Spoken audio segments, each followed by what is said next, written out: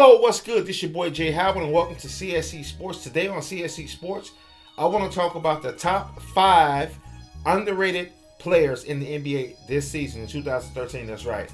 The 5 players on my list are people that I look at. They're players I look at that really don't get the respect from the fans, really don't get the respect from the media. They just don't get the respect they deserve. And most of them are young guys, but there's one particular guy on the list. He's been around for 10 plus years, and in my opinion, he's been good for the last 6 years. Real talk. Let's get started. First on the list is the Portland Trail Blazers point guard, Damian Lillard. Yes, I think that he is underrated from the standpoint that when you look at the 18.3 points per game, 3.2 rebounds, and 6.5 assists for a rookie, that's outstanding. I hear a little chatter from time to time about his name. He's going to be possibly the rookie of the year. But in my opinion, he's showing flashes right now that he can be an elite guy real soon. That's kind of unheard of for a guy to put up numbers like that in his rookie as a point guard. And what he has in his favor, he's a big guard. You know what I mean? He's like 6'3", 6'4". He's a big point guard. And I've been hearing a lot of comparisons, like Kenny Smith from on TNT was saying he reminds him of Chauncey Billups. I even heard of Gary Payton citing somewhere that some people say that he reminds he puts him in the mind of Gary Payton. But my opinion, he has his own game. I think he's phenomenal. I think he's going to be a force to be reckoned with pretty soon. So keep your eye out on Damian Lillard, Portland Trail Blazers point guard. On the list, yes, DeMarcus Cousins. DeMarcus Cousins is averaging 17.5 points, 10.1 rebounds, and 2.9 assists per game. Now, we all know that Sacramento is a place where players go to die over the last 5 years, but still, if you look at DeMarcus Cousins' skill set, you can tell that he's going to be, if not the best big man in the league in the next 2 or 3 years. Like, real talk. He's doing this at 22 years of age. I mean, you're getting 17 points and 10 rebounds in like your second or third year in the league. That's a great sign. The only knock and setback for DeMarcus Cousins, in my opinion, is his attitude and his immaturity. He's very immature. He's very selfish at times. And he can be a cancer. But his skill set is phenomenal. So keep your eyes on DeMarcus Cousins. I think he's underrated. Not overrated, but underrated. I'm going to move on to another big man. That's Greg Monroe of the Detroit Pistons. Greg Monroe is 15.7 points per game, 9.5 rebounds, and 3.3 assists. Now, one thing that I do like about when I spoke of the two big men, DeMarcus Cousins and Greg Monroe, their assists are coming up every year. The numbers rising up every year. You know what I mean? So these big men, they pretty much can pass pretty good for the size. You know what I mean? But Greg Monroe has a nice half-court game. He has the slow-paced game. You know, it kind of reminds you of a David Robinson a little bit. He can't shoot that good, but he's going to come around to be a guy kind of like that a little bit. Once he works on his jump shot a little bit more, he's going to be that caliber of big man. Trust me, mark my words. Greg Monroe is going to be a lights-out big man. And I think he should stay in Detroit. Detroit is truly a point guard away. I like Brandon Knight, but they're like a real, I'm talking about 20 and 10 point guard away. They need a floor general to bring everything together.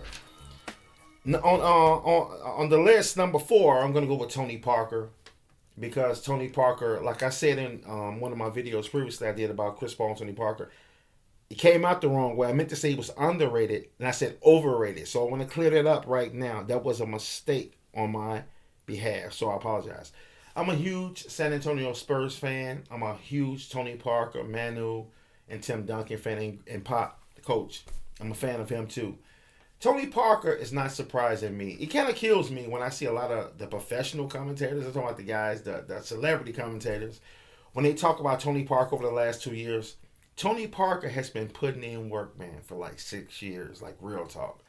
Tony Parker has been an upper echelon guard for about 5 or 6 years, real talk. And a lot of people, they kind of look at the flair of the Derrick Roses and the flair of the Darren Williams and Chris Paul, and he kind of get lost in the shuffle. Not only because he's in San Antonio, people can throw that out the window, People see San Antonio. San Antonio has won 4 rings. People know who the Spurs are, but people have a tendency of following suit of the celebrity basketball player.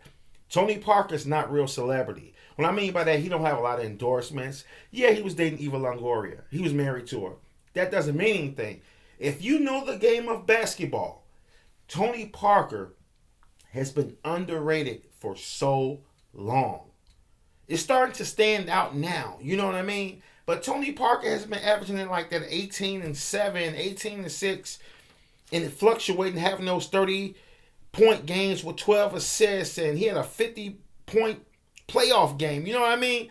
Tony Parker has been doing his thing for a long time. So honor that man and respect that man. And I hate to say this, I agree with Skip Bayless.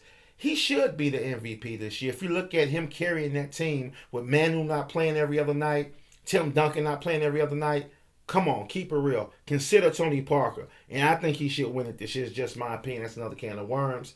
Moving on. Can't leave out King James and Kevin Durant, though, real talk. I'm just throwing that in there. Last but not least, the most underrated player in the game right now, in my opinion, the most underrated guy, is the point guard for the New Orleans Hornets, Greivis, Vasquez.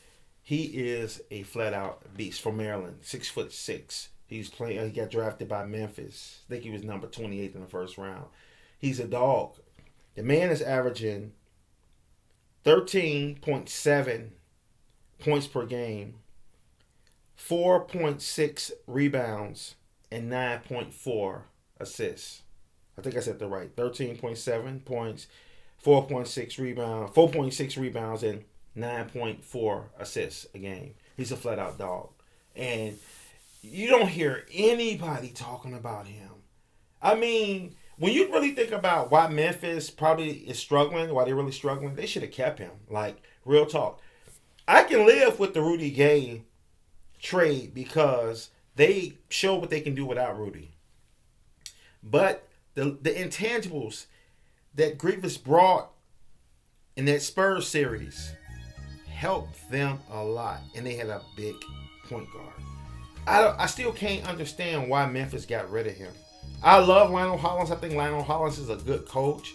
And he's a guy, he's great with intangible players.